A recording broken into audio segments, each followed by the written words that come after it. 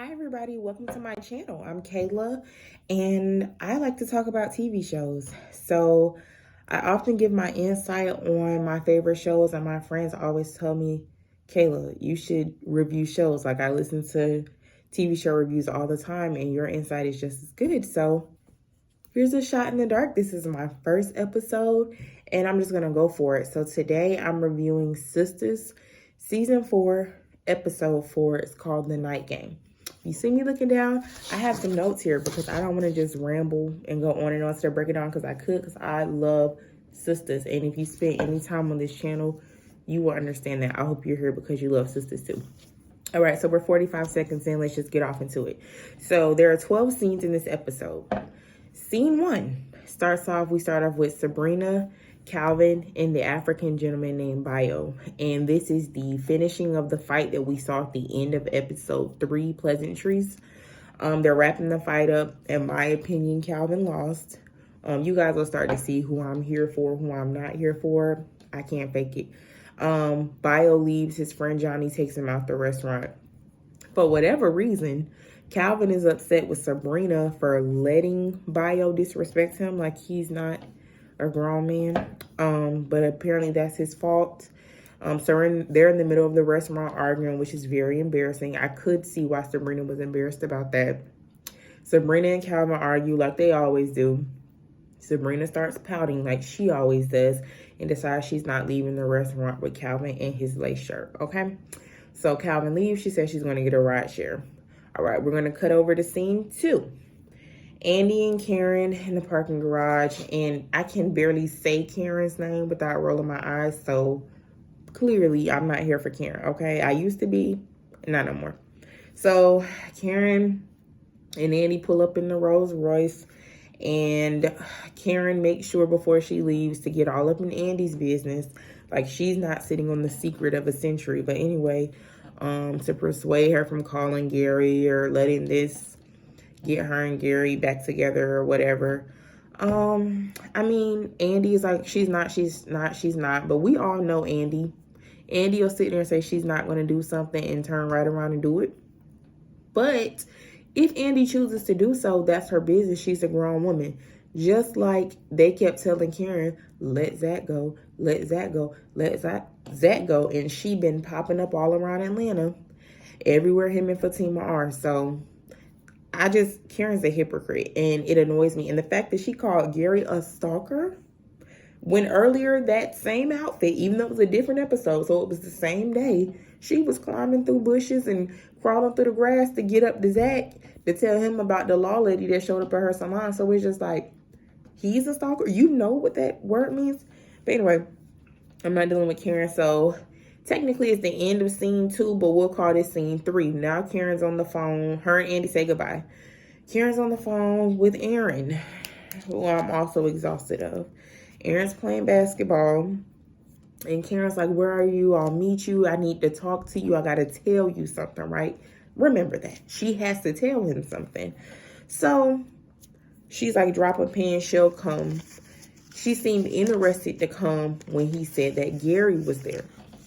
Now, from the preview, I saw Zach in the background. Other people didn't really catch it the first time, but I always knew that when she was on the phone with Aaron, that Zach was already there. So when we watched the episode last night, you could clearly see Zach running in the background. He is there. So why did Aaron neglect to tell Karen that Zach was also there? My opinion is he didn't want her to know Zach was there because she would either come for Zach or she wouldn't come because of Zach. But Karen and Aaron both have this like manipulative thing that they do with dealing with each other. They honestly deserve each other, but whatever. And she acted like, oh, Gary there, like she's going to confront him. But I'll get to that when we break that scene down. All right, so next, Danny and El Fuego at Danny's apartment. This whole scene was just a hot mess. In my opinion, it was just a hot mess.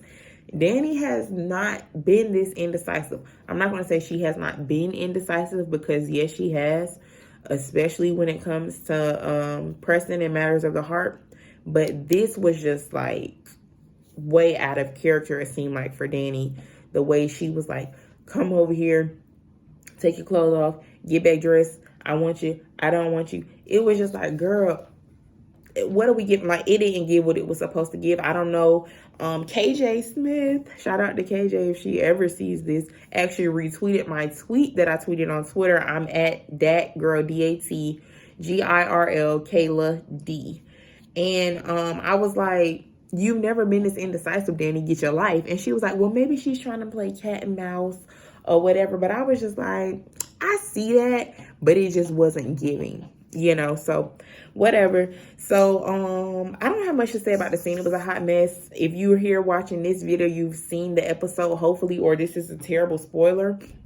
It would be refreshing for Tyler Perry's script writing for Sistas to me, because this has been going on since season 1. If every time one of them got mad at their guy, boyfriend, man, whoever, if they didn't have to run directly to another man, like, I'm not saying some women don't do that. I haven't done it. People have not done it, but it's not usually consistently every single time. At some point, sometimes you just go get your hair done and your nails done. Sometimes you come home and wind down, you do some self-care. Sometimes you take a day, go for a walk. Like, every time you get mad at somebody, at your partner, you don't run to find another partner or to pass time with somebody else. Everybody does not. I'm just saying it will be refreshing for us to see something different in that regards. Anyway, and then the end of that scene with Danny and Fuego, to me, it was cringy / funny. Like, to me, like, Fatima scenes and Zach scenes, like, Zatima be giving, you know, the heat, honey. Danny and Fuego, it was just like, if you like it, I love it. Like, whatever. But that fiesta music at the end, that was funny. He did that. Okay. Scene 5. Now we cut back to the restaurant. Sabrina and Bio. Bio comes back in. He tries to apologize to Sabrina and be nice. Through conversation, even though she's being rude, he reveals that it's his restaurant. She's like, but they have these all over the country. And he was like, yeah, I know. They all mine. Sabrina was impressed because she went out of her way to say, congratulations on your success. So it's like she was impressed by that, but she still had to act like she wasn't interested. He kind of forcefully gave her his phone number. She was like, no, here, okay. But anyway, so she takes it. So I'm pretty sure we'll be seeing Bio again, because again, her and Calvin have to take a break and she has to be with somebody else. She can't just be by herself. And then they'll come back together at some point, I'm sure. That's just my opinion. We've seen it before. This is like Jacoby 2.0. Anyway, I'm done with that. Scene 6. So Andy's home in her little nightie, and she's like sitting there like, should I call Gary and thank him for the Rolls Royce? She's struggling with her thoughts about Gary. And then she's like, I'm gonna just block him. Before she can block him, Robin calls. And, you know, her and Robin get a little spicy on the phone. Now, in my opinion, just because I'm so sick of Andy and Gary's back and forth, I really don't mind her and Robin. I'm not sure all the way if I'm here for Robin, because it's like he doesn't play all his cards. Like, he always has something withdrawn to himself. He plays his cards close to the chest. But I'm sick of Gary and Andy. Gary, independent from Andy, does not bother me. Gary and Andy bother me. So I'm like, I guess I'm here for Robin and Andy, whatever. But really, their relationship does not have any substance outside of the physical, you know, the sexual stuff. So whatever, we'll see what happens. But then it seems like it was implied that, you know, they were getting into their little spicy convo, and Andy's phone beat, and it was kind of implied that it might have been Gary. But I'm like, wasn't Gary at the basketball court? Because remember, we done already seen Karen talking to Aaron, and he's straight up at the basketball court, and Zach and them and Gary and them is running in the background. So he's like on the court. Did he stop and be like, Andy, and call her and then go back to playing? I don't know. But anyway, I guess that was supposed to be Gary, or maybe it was just a coincidence. And then she was like, you know what? Maybe that was a sign. Let me slow up with Robin. All right, so I'm done with Robin and Andy, child. Scene 7. So now we're back at the basketball court. The guys are playing basketball. Karen pulls up, child, looking just, I want to say desperate, but to be fair, I'll just say out of place at best. I'm really glad that Zach saved Fatima from going out there, just sitting out there while he played, looking a mess, because Karen definitely looked out of place. Being the only woman out there, up there, whatever. So she comes up to Aaron and they exchange words. So here's what annoyed me. She called him and said, I got to talk to you. I got to tell you something. Soon as she gets to the basketball court, she's like, I don't want to talk about it here. I don't want to tell you here. You asked this man to drop a pin so you could come up there. So when you clicked on the address or whatever, you knew where you was going to talk to him. I don't know. It's like you came up there to say, I got to tell you something, but I don't want to tell you here. When you could have just, y'all ultimately ended up at your house. So I don't know. It's like if you didn't want to, because she was acting like she didn't want him to come to the house, couldn't you have just called him like, can you meet me for coffee tomorrow? Can you meet me for dinner tomorrow? I don't know. Karen and Aaron, again, they're weird. They deserve each other. So anyway, I just felt like her attendance at this basketball game was totally pointless. I would have fast forwarded that scene if it wasn't for the fact that I commit myself to breaking down the whole show. Because sometimes, some episodes, I would literally just talk about Zach and Zatima, aka Zatima, and move on. But anyway, I just think she came to be nosy, because then you can't even say, oh, she came to check Gary, because Gary walked up to her, tried to speak to her. She was very rude. And then it was just like, you didn't say anything to him. She didn't go, why did you give Andy that stuff? Or Andy wants you to stop calling. She didn't say anything, but just be rude to the man. So I'm like, what was the point of you coming up there? Okay, so Zach and them still playing in the background. The ball rolls over like it often does during basketball. And while Aaron's bending down, Zach runs over to catch the ball. And that's how she sees Zach. They briefly exchange. I don't even know if you could call that an exchange, because honestly, honey, Zach paid Aaron and Karen dust. Actually, he wasn't stunting either one of them. And what's funny to me is my predictions last week when everybody was like, oh, is Zach going to tell Aaron about the baby? And I'm like, y'all have to remember Zach's background. Zach has been in jail. Zach is from the streets. Zach does not come off as a snitch type person. Like, Hayden has been hardcore harassing this man, and he has not done anything as far as snitching goes. So that's not his personality. I knew Zach wasn't going to tell Aaron. I mean, as much as I could know, I'm not Tyler Perry, but I just really strongly felt that Zach wasn't going to tell Aaron, because that's not his personality. And then I still feel like, even though they came to kind of a conclusion when Karen took the testing and all that stuff in the office, I mean, in her salon, I still feel like Zach is not 100% on board with, is that actually his baby? I feel like he stopped arguing with Karen at the time, because it's like talking to a brick wall. But I still don't feel like he's 100% on board. So I didn't think Zach was going to bring it up, period. So anyway, Karen and Aaron leave. She shook. Her stomach is in her behind, as it should be. You deserve it, because you need to tell Aaron who might be your real baby daddy. Zach and Gary greet each other at this point, and they start discussing their jobs. And Zach finds out Gary's a hedge fund manager. Zach tells Gary that he dabbles in stocks or whatever. So he's like, oh, Zach is like, hey, Gary, since you do this, I have a couple questions about stocks. Can you help me out? And Gary's like, yeah, sure, I'll give you my card or whatever. But you know what's funny to me? I really thought, like, okay, Calvin, Gary, and Aaron, we never see them at work. This is our first time seeing one of them at work. And I was like, okay, Gary. Gary is not Tommy. That's a Martin reference. I might make a couple of those. It's like my favorite show of all time. But it's just like, okay, because I really thought Gary was like, Martin, Tommy, I ain't got no job.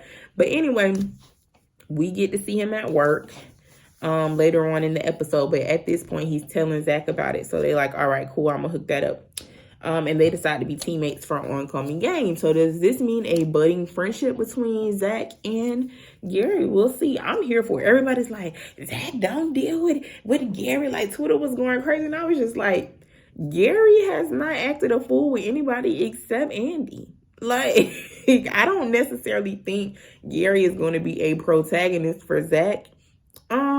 They might just have a friendly relationship. And at this point, with what Zach is facing, with Hayden's little mess that before he got beat to a pulp, the little mess he was trying to conscrew, it's just like, he might need some friends that know some things about stocks.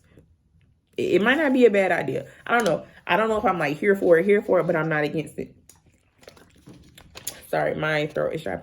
All right, so scene 8, my favorite scene, my most favorite scene. Zach and Fatima, aka Zatima. Sometimes you will hear me reference them as Zatima just for time's sake. They're at Fatima's apartment, and these are my faves. Fatima is awakened by Zach staring at her. She's asleep. And he's like, you're so beautiful in the morning. And she's like, don't watch me sleep. I still need to pull it together. I'm not all that.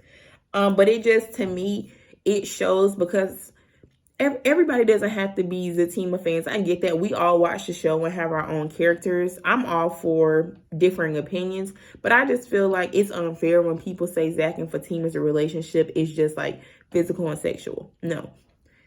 Andy and Robin's relationship is literally just physical. But Zach and Fatima have gone through a lot in a short time.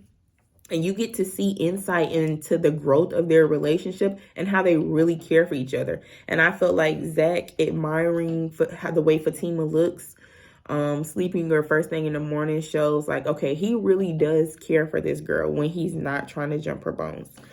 Okay, so they make small talk. She asked him how the game was. And he's like, that's it.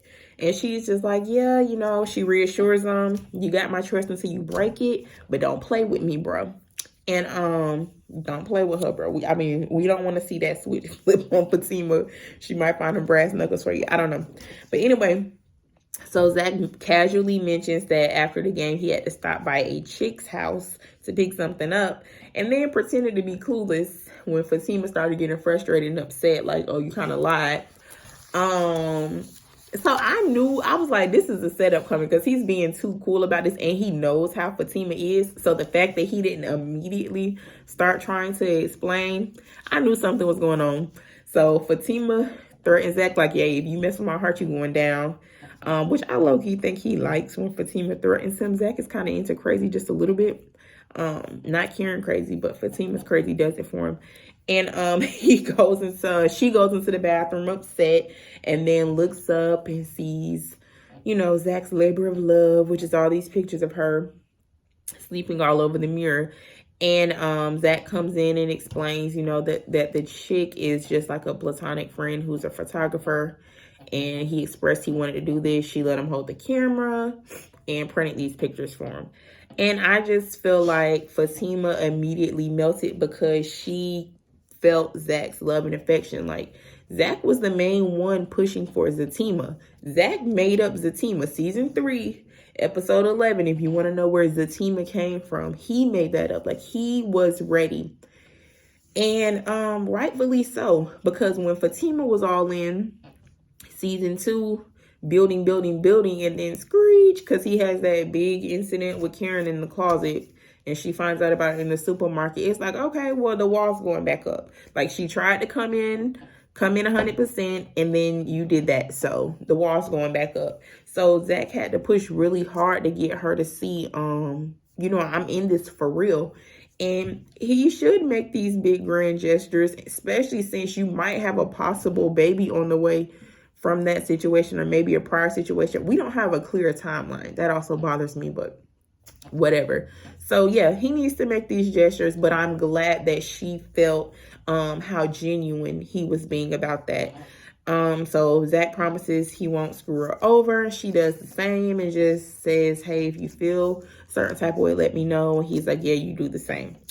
So just side note, last comments, I just feel like, yes, Zatima's relationship is very physical, but they do have real love and affection and care and friendship under their sexual chemistry. All right, season number 9, Karen and Aaron. So we go from my most fave to my least faves. Karen and Aaron, I mean, this scene, they're in the bed at her house.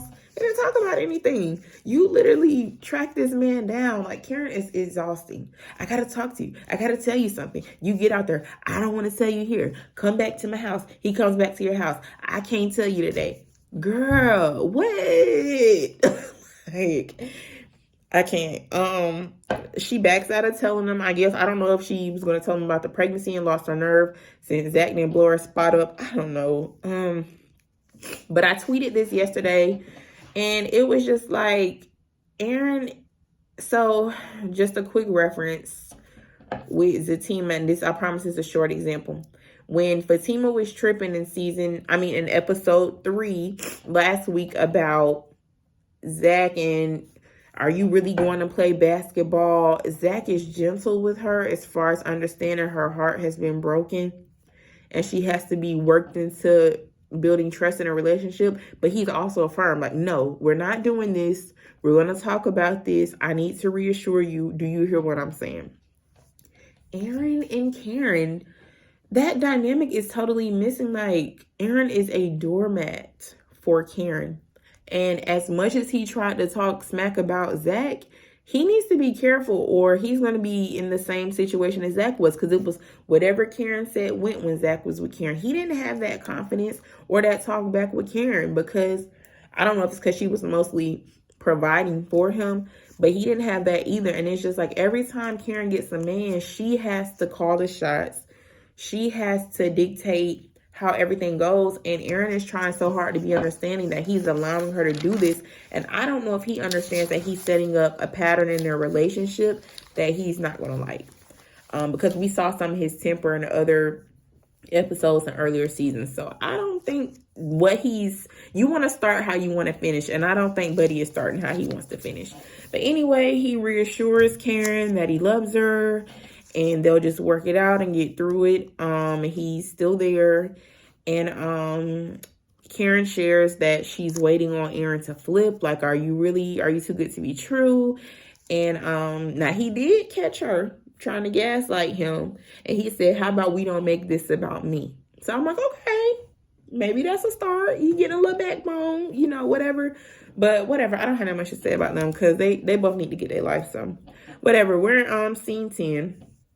So Andy's in the parking garage. Karen calls Andy after Aaron leaves, like immediately, to advise her not to get caught up in Gary's web and don't get in the car and whatever. But I mean, you hiding the whole pregnancy from your man, boyfriend, situationship person, I don't know.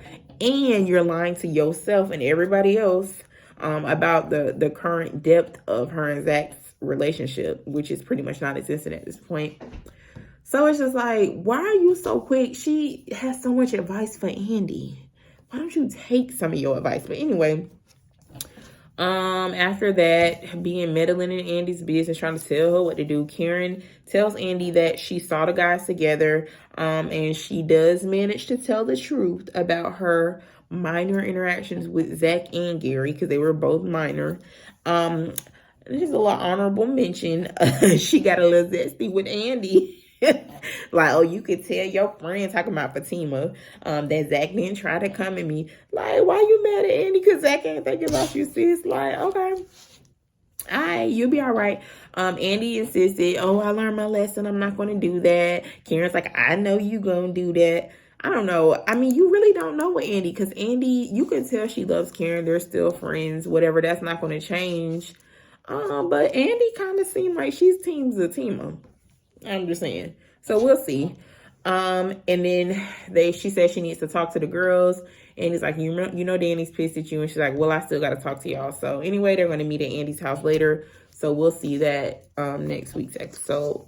Probably, hopefully. Scene 11. We have one scene after this. Zach calls Gary. Gary's at his office. Zach's at his house because you can see like the construction in the background. And we finally get to see Gary at work. That's what I was alluding to earlier. So, you know, he had a name tag and everything. Zach asked Gary some like generic questions about the stocks and what happened if he sells. Like, how does the things work?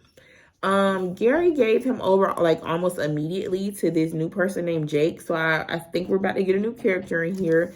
And remember, there's going to be a Zatima spinoff. So Tyler Perry has to build us up to Zach, and we're going to see just about Zach and Fatima and their lives and everything. So Jake might be a connecting character. We'll see. But Gary almost immediately says he'll give the information to Jake and they'll work on it. So here's a little blurb of my opinion. Everyone was super upset that Zach was dealing with Gary, but it seems like Gary just chalked Zach's, earnings from the stock up to luck. And he gave him the jakes. I don't think anything is gonna come of that. Everyone's like, don't trust Gary, don't do this. I'm just like, I don't think anything's gonna come of it. I could be wrong, and if I'm wrong, I'll come on here and be like, y'all, I was wrong. Gary tripping. We all hate Gary. But where there's smoke, there's fire. I don't think there's any fire here. I think that Zach and Gary are gonna have a cordial relationship. If Zatima finds out about it, she might not be thrilled, but she'll be all right. She ain't finna leave her man over that. So it is what it is. All right, last scene 12, Danny and Fuego again. They're at Danny's apartment. Like, I just don't even want to talk about this. Danny rushes him out again, makes these little slick comments as he's getting dressed, passes more judgment on his lifestyle. But it's just like, girl, like, since this show has began, from what we have seen of you, not even what we don't know about, you've had a couple men hopping in and out of this twin extra long bed, okay? So you're very judgmental of El Fuego, but you don't make them wait, sis. But anyway, whatever. Danny calls Sabrina after he leaves, and she's whining about Calvin like she always does. Always does. And we're sick of it. And then Sabrina rushes Danny off the phone before Danny can get into her issues. However, Danny does manage to slide in. She's hoping she gets a promotion because she busted a sex trafficker, which was a total segue because then at the end of this scene, somebody knocks on Danny's door. It's Logan, the guy who she busted in the back of the head with that shoe, who was the suspected human trafficker from the airport. So that's the cliffhanger we're left with. What I'm thinking, she goes in the kitchen to grab a knife in self-defense. What I'm thinking is this is going to be a Tyler Perry plot twist. I don't think Logan's coming there to hurt her. I think it's a misunderstanding. And even though she says you got a gun, there was like this leaked list. And I don't know if it ever said what Logan does, but I bet you he's some type of officer of the law or something like that. We'll see. But I don't think he came there to hurt her. I could be wrong. I just think it's a misunderstanding because obviously he didn't go to jail if he's at her house because that was just the previous day. Maurice, so now we're in the preview for the next episode. I'm sorry. So in segment preview and predictions for episode 5, which I believe is called, it's on the TV guide. I can't remember what it's called. I'm sorry, guys. Okay, if I remember it, I'll put it in. So Maurice is harassing Sabrina about Calvin and making jokes about the vibrator thing. I'm sure we'll get a few laughs from that. Probably nothing serious there at the bank. The officer lady who showed up on episode 1 of season 4 showed back up to Karen's salon. It's like, can you give Zach something? Pam is not here for it. She's like, no, and calls her name. I just really wish that she would stop asking Karen about Zach, because Karen does not need another reason to be delusional about her connections to Zach. Sabrina and Calvin, you see them, it cuts to them sitting in Sabrina's office. They're attempting their 1 millionth makeup. And it looks like another misunderstanding is on the horizon because Sabrina's like, oh, you're just trying to be a man? And he's like, what do you mean? Oh, Lord. Anyway, and then last part of the preview, Karen's client, what's her name, Tanya, shows back up with Preston with her hair looking a mess. First of all, it wasn't all that when she left. But anyway, it was giving bump and curl. And she was like, oh, he wet my hair. So whatever. I think she was trying to be cute. But Karen and Preston, you see them in Karen's closet office where all the great conversations go down. And she's like, so you want me to call Danny and tell her? So anyway, Danny and Karen are barely on good terms. Karen might want to tread lightly because I don't know if their relationship is going to survive. And I think everybody's here for Zatima and Danny being friends. It might make Danny a better person and get her head back on straight with this relationship. So Karen might want to tread lightly. Okay, that's all I got. Thank you guys so much for tuning in. I'll try to make my next review shorter. And yeah, thanks. Bye-bye.